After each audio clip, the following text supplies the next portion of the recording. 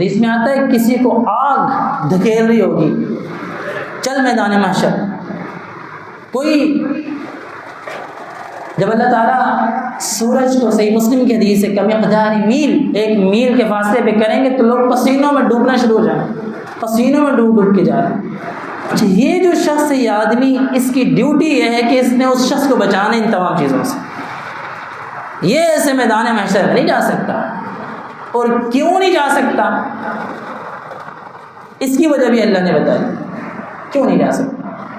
یہ تلاش کر رہا ہے، ایک کے پاس، دوسرے کے پاس، تیسرے کے پاس، کہاں تو وہ شخص ہے.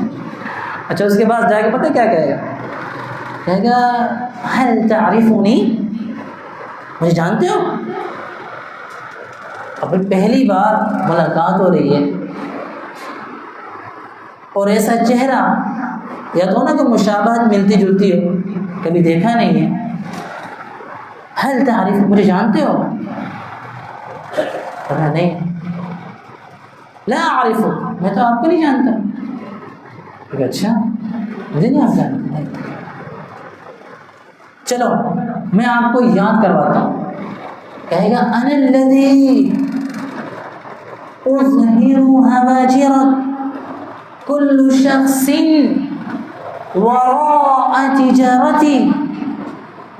اگر دن کا وقت ہوتا تھا، اب یاد کرو، لوگ اپنی اپنی تجارت، اپنی اپنی دکانوں، اپنے اپنے بزنس میں مشغول ہوتے تھے.